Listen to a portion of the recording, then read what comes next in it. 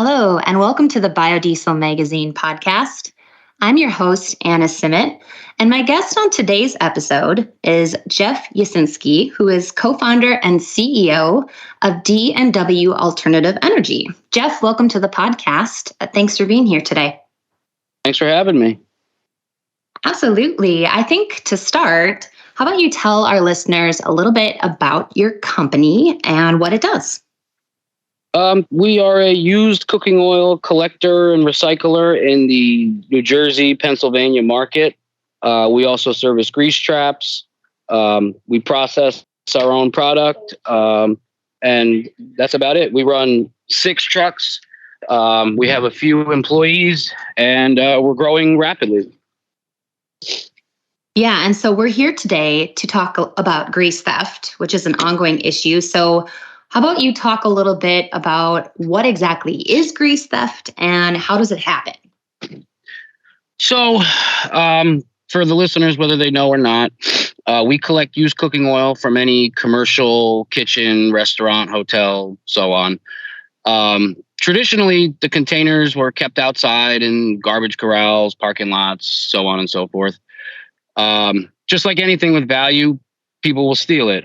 The cooking oil industry is significantly worse than most things because most people don't know about it, and it's poorly guarded compared to other, commodities of value.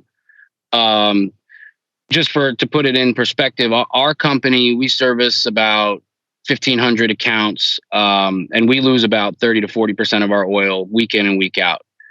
There have been investments. We have more fortified containers, but at the time, the thieves stealing the oil have advanced as well. Before, a nice big lock and thick steel could prevent a theft pretty effectively, but now, these guys have angle grinders, oxyacetylene torches, and pretty much any container outside is vulnerable. Another thing we've done is we've started going with indoor, closed loop systems, which is really the best solution because once it's indoors, it's out of reach for most thieves. Not always. We've had a few thefts from indoor systems, but it's rare. But in our industry, just like anything else, you have to weigh the economic benefits. An indoor system can cost thousands of dollars. You have to install it. You have to maintenance it. And the restaurant has to have space and willingness to adapt to new technology. Mm-hmm. And, on some, depending on the situation, if a place has one fryer that they change once every 2 weeks, you're not gonna make that type of investment there. Now for a place that's got 6 fryers changing 3 times a week or something like that, then yeah, you'll make that investment. And that's the direction that the industry is going. Mm-hmm. So in addition to that, we are trying to make the market aware of the theft, because a lot of times when we catch somebody or even have evidence of a theft, we'll call the police, and years ago none of them knew what it was, and mm-hmm. make a report and nothing would happen. Now some of them are more hip to what's going on, but at the same time they don't know how to stop it, and they have other things to focus on. We've done a number of these outreaches to local police departments and things like that, and some of them are receptive and some of them aren't. It's mm-hmm. luck of the draw. But it's not just the lost value of the oil that's stolen. Every one of these, even the outdoor containers, they cost $700 to $1,000 and they're destroyed. And then it hurts the customer as well, because, they receive a rebate or free services in return for their oil from us. And it puts tension on the customer service provider relationship. I mean, the oil gets stolen and then you go in and say, hey, I can't pay you because the oil was stolen. And they say, who would steal oil? You must be stealing it, Right. And, mm-hmm. and you're put on the spot. And, some more restaurants are learning about it, but, everybody's distrusting. So mm-hmm. It's just not a good a good situation. And then the other aspect of it is, these guys, when they're trying to move fast and they're trying to do everything as quickly as possible on a bottom dollar budget, some of them are in cargo vans with trash pumps, and other ones have actual trucks, where, a bigger, more well-funded group will actually rent out actual vacuum trucks to people to go do this. An operation like that right down the street from us. I'm not going to name them, but everybody around here knows who they are. And that actual operation is doing over 500,000 gallons a month. It's a lot. I mean, we're talking millions and millions and millions of dollars. And then that leads into other crime. I mean, a lot of these guys have long rap sheets. A lot of them have addiction issues. And then, they're making enough money every day to do whatever it is they do. And the guys that they're selling it to, they're making the millions of dollars and evading taxes and everything that comes with it. And it just gives the industry a bad look. No doubt. So, Jeff, you've already talked a little bit about how grease theft impacts your company. Anything else you want to say about how it impacts regional used cooking oil collectors like D&W? Sure. Some states have actually adopted some better laws. California, now I'm not saying there's no theft in California, but it's much reduced. They have manifest laws and things like that, where if a pumper truck or a collector gets pulled over, if he doesn't have a manifest showing where he's been that day, where he's going to be the rest of the day, that truck will be seized and considered in the commission of a crime. Which we think is a great thing. Also, the EPA has recently proposed a new rule regarding record keeping. And record keeping in the sense of, we made this pickup from this restaurant on this day and we got this many gallons and so on and so forth. Now they've made a new rule, but they haven't, the way it's proposed, it's not going to work.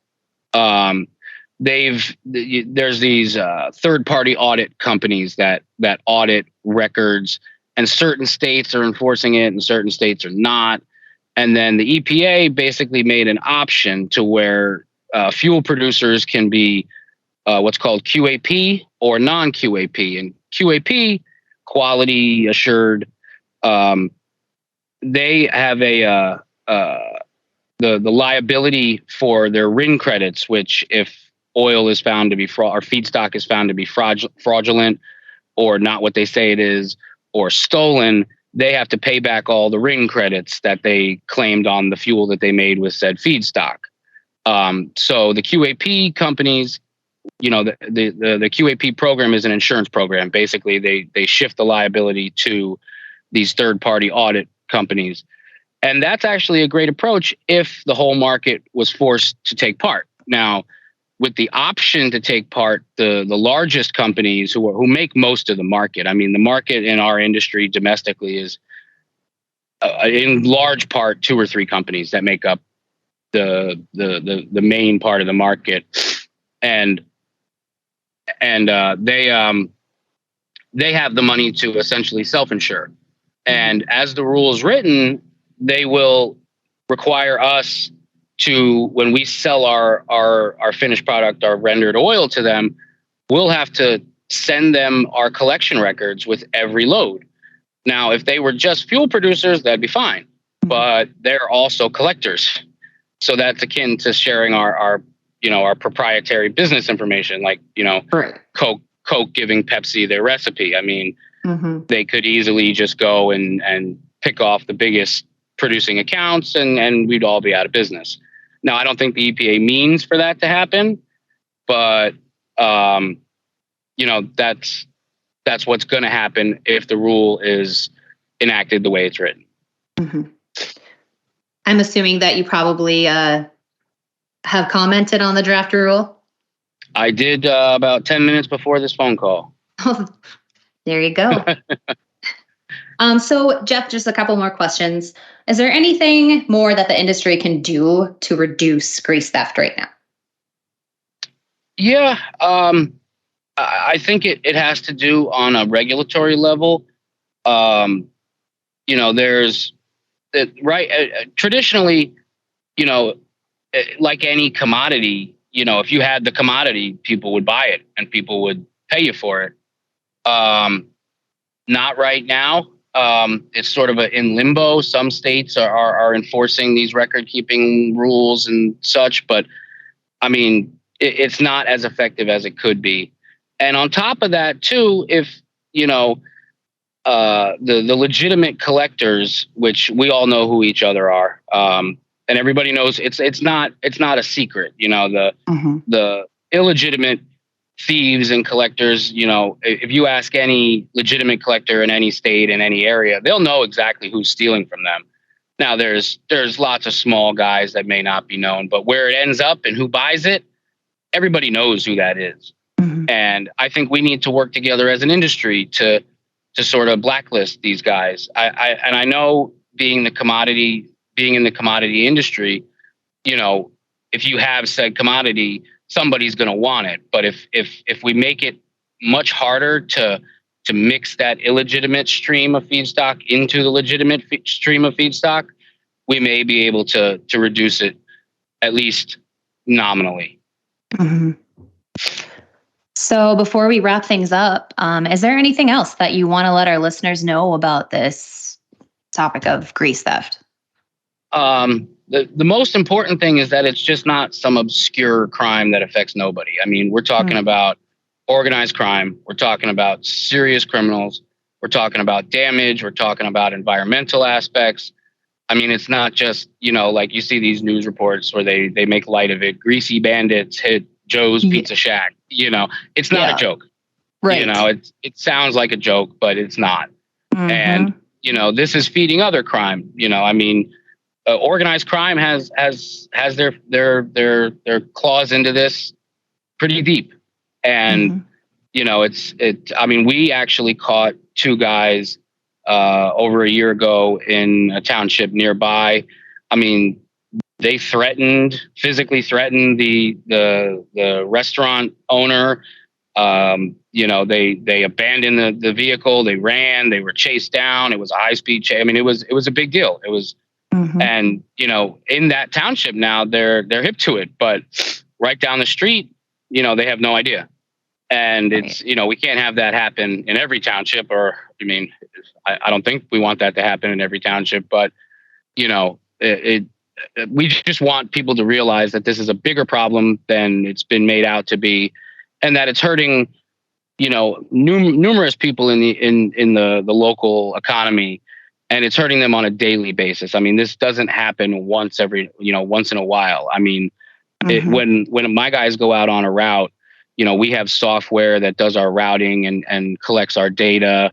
And I mean, if you look through our routes, at least a third, sometimes even half of our stops are entered as oil stolen, container damaged, oil stolen, container damaged. And, it's been a cost of doing business, but it really shouldn't be like that. I mean, I don't know any other industries that accept that level of loss, Mm-hmm. Yeah, absolutely.